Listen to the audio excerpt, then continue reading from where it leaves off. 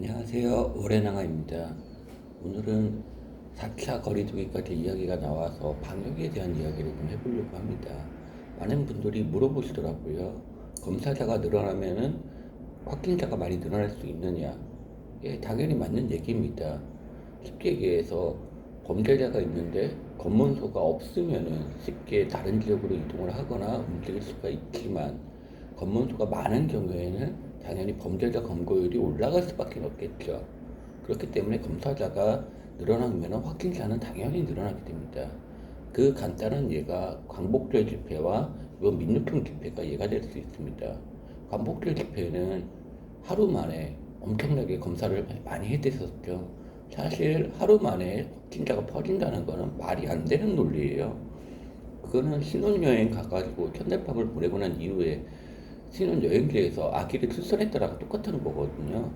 잠복기, 코로나의 잠복기는 평균 5일 정도로 생각합니다. 정확하게 5.2라고 얘기하는데 5일 정도로 생각하면은 4에서 5일 정도 되는 시점부터 확진자가 급증한다는 얘기예요.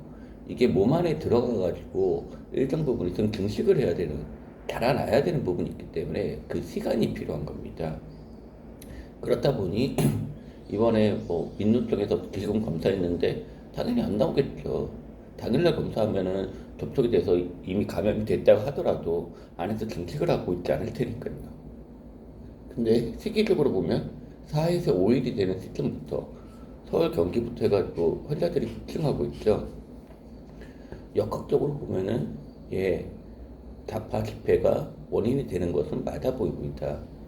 그리고 또 하나 그 검사자 수로 확진자 수를 조절할 수 있다. 맞는 얘기겠죠. 검사를 적게 하면은 확진자가 적게 나오고 검사를 많이 하면은 확진자가 많이 나오고 더군다나 우리나라는 검사를 해가지고 확진자를 잡아내는 경우가 다른 나라에 비해서 그렇게 많지가 않아요, 사실.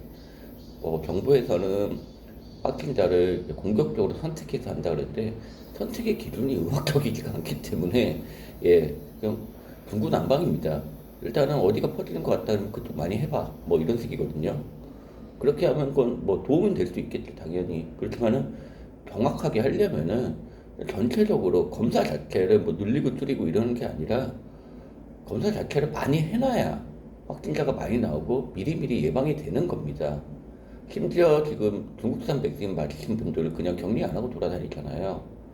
그거는 사실 큰 문제가 생기는 거죠, 당연히. 왜냐면 중국산 백신을 맞는 대표적인 나라가 칠레거든요. 접종률이 어마어마합니다. 그 인터넷 쳐보시면 아실 거예요. 근데 칠레는 코로나 접종을 안 한 사람들하고 다른 나라하고 별 차이가 없어요. 그만큼 효과가 없다는 거죠, 중국산 백신은. 근데 그걸 인정하고 돌아다닌다? 예. 백신 맞고 코로나 걸린 사람들 돌아다닌다는 얘기예요. PCR 검사가 어떤 거냐고 물어보시는 분들이 있어요. 이 PCR 검사라는 거는 어렵게 설명하면은 정말 한도 끝도 없기 때문에 간단하게 얘기하면은 얼마나 많은 그 코로나 유전자를 가진 것들이 나오느냐예요. 쉽게 말하면 코로나 바이러스가 많으면 많을수록 검사가 잘 나온다는 얘기죠. 그리고 적으면 적을수록 잘 안 나온다는 얘기예요. 그래서 기준을 얼마만큼인가를 측정을 해놓은 겁니다. 예를 들어서 사람이 50명 이상이면 집단이라고 인정을 하겠다. 그럼 49명은 집단이 아닌 것인가? 애매하죠.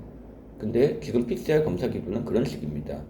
50명까지는 인정, 49명은 인정 안 해. 근데 49명 집단이 아닐까요? 누군가가 사람이 더 오고 있을 수도 있는데 초기에 지금 점차 감염이 올라가고 있고 발병이 되고 있는 코로나에 대해서는 음성 판정을 내준다는 겁니다. 그거는 이제 속일 수가 있겠죠. 의학적으로는 사실 수치가 얼마부터 얼마까지 일정 수치가 나올 경우에는 증상이 있거나 없는 걸 따져서 그리고 역학적 이 사람이 확진자 접촉을 했는지 위험 지역에 갔었는지를 따져가지고 숫자가 적게 나오더라도 감염이 되었다고 인정을 해야 된다고 그렇게 얘기를 하고 있는데 실질적으로 저희 나라에서 검사를 하는 거는 그런 걸 거의 무시하고 그냥 그 수치만 가지고 하고 있습니다. 이 얘기는 반대로 그 수치만 가지고 이야기하는 것을 정부에서 이 수치 나올 때 이제는 인정 증상까지 해라. 아니면 이 수치까지 이제 인정을 하겠다. 이렇게 하면은 확진자가 갑자기 급증할 수 있는 거죠. 저도 의사지만은 그 기준이 언제 어떻게 측정이 되고 언제 확인이 되는 건지 잘 몰라요, 사실. 그러다 보니까는 분명히 이 환자는 코로나가 맞는 것 같은데 음성이 나오는 경우가 있고, 그러고 한 3, 4일 뒤에 확 늘면서 다시 확진을 받는 경우들이 꽤 생기고 있죠. 아마 뉴스에서 보셨을 겁니다. 첫날에는 음성이었는데 다음날 확진이 되었다. 아마 첫날 음성이었을 때도 완전히 0인 경우는 거의 없을 거라고 봐요. 처음에 그 수치에 못 미쳤기 때문에 하루가 지나면서 증폭이 되니까 다시 검사하니까는 양성이 나오고 이런 식이거든요. 다들 너무 힘드실 거고, 다음에는 이번에 생긴 거리두기 4차 방역에 대한 이야기를 조금 해보려고 합니다. 이상입니다.